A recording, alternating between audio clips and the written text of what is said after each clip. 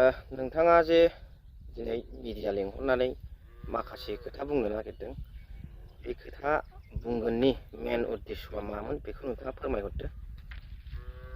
Thank you. दा आंनि बुंनो गोनां खोथाया बेनो, आङो बंसिगाव बिरसिलागां थमनि सासे जेनेरेल सेक्रेटारि। दा आंनि बुंनो गोनां हाबाफारिया बेनो, फैगौ 28 थारिखनि प्रग्राम, बे प्रग्रामावहाय जोङो बोसोरफ्रामबो खुंनाय जायो। दा बेनिखायनो जोंनि साफ्रोमबो जाथिखौ मोजां मोनग्रा, जोंनि वेलफेयारनि साफ्रोमबो लिडारशिपनि मानसिफ्रा दा ओइदिनखालि 28 थारिखआव बयबो बाहागो लाफैयो। बिनि थाखाय ससियेल मिडियानि गेजेरजों आं बुंनानै होग्रोनाय जाबाय। नेक्स्ट बाथ्राया जाहैबाय मा, जोंहा माखासे समनि सिगां जोंनि थाखानाय सम्पथिखौ नस्थ' खालामनानै होनाय माखासे इउपिपिएलनि मानसि, जेरै जोंनि थाखानाय बिफां लाइफांखौ हाफायनाय, कमिटिजों उइदाउट खोथा गैयालासिनो खामानि मावखोमानाय, दा बेफोरबायदि गाज्रि हाबाफारिखौ जों मावजानो बादों। मानो होनोबा बिरसिला गांफुरिया जे दिन थैदों, बे समावनो बे बिफां लाइफांखौ गायनायमोन। दा बेखौ खुनु रायजो राजायानो दानफायनो हानाय क्षमता गैयामोन। खिन्थु माखासे बाथ्राया जाहैबाय मा, बेवहाय जोंनि बिटिसिनि श्रीजुत प्रमद बर' बिथांनि आगदा आखाइनि मानसिया बे जायगायाव फैनानै बिरसिला गांफुरनि थमनि दंफां लाइफांखौ हाफायनो थिननायाव गामिनि कयजन मानसिफ्रा हाफायनाय जादों। दा आरो बेजों लोगोसे जोंहा नैबे बिरसिला गांफुरियावहाय 50 लाखनि मोनसे स्किम दंमोन। बे स्किमा जाहैबाय जोंनि मोसा, ओमफ्राय गेट, इउरिनेल लेट्रिन, दा बेफोर जिनिसखौ जाय कन्ट्रेक्टरा बानायदों, बे कन्ट्रेक्टरखौ बिटिसि गभर्नमेन्टआ अर्थात प्रमद बर' सारा गोख्रों नोजोर लानांगौ। बे 50 लाख स्किमखौ प्रमद सारा जोंनो कमिटियाव होलांदोंमोन।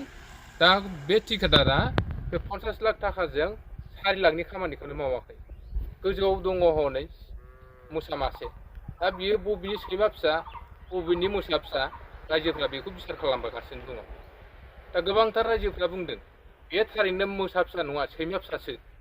अब्ला नायदो प्रमद सार, नोंथांनि आगदा आखाइनि कन्ट्राक्टरानो जुदि बिदि 50 लाख थाखाजों जुदि 4 लाखल' खामानि मावना होबाय, दा बै मुर्तिखौ जों मा खालामगोन? बुफायनांगौ ना गोदान बानायना होफिननांगौ?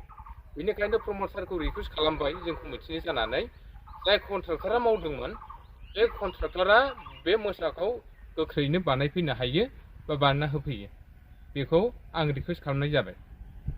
दा आंनि बुंनाया एसेनोसै। नोंथाङा दिनै बंसिगाव प्राइमारिनि आन्दाराव थानाय जे बिपिएफ दोलोनि प्रग्राम, बे प्रग्रामाव नोंथाङा जयेन जाफैदों।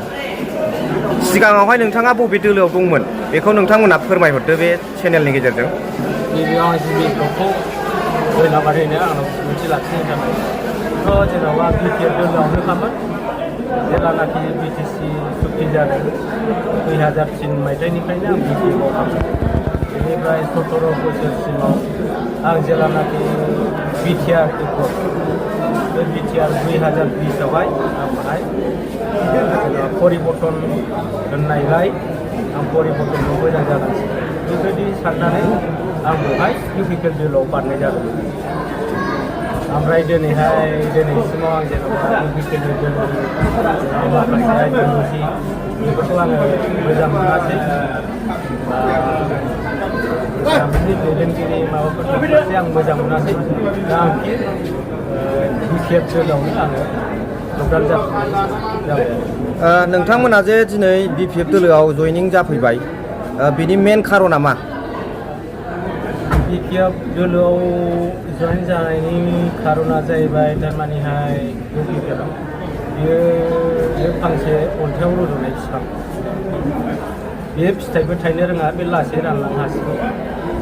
थारमाने बेवहाय गासिबो थगायनाय, फैसा खांनानै जानाय, बेखौ आं सुखुवा इउपिपिएलआव। दा बे खेत्रआवहाय आं दिनै सुखुयैयाव आं दिनै सिगांनि नागाल बिपिएफ पार्टियाव आदसा आयं, दिनै नोंथाङा बंसिगाव प्राइमारिनि आन्दाराव थानाय जे जयनिं हाबाफारि बिपिएफ दोलोनि, बेवहाय जयनिं जाफैदों, बेनि मेन खारना?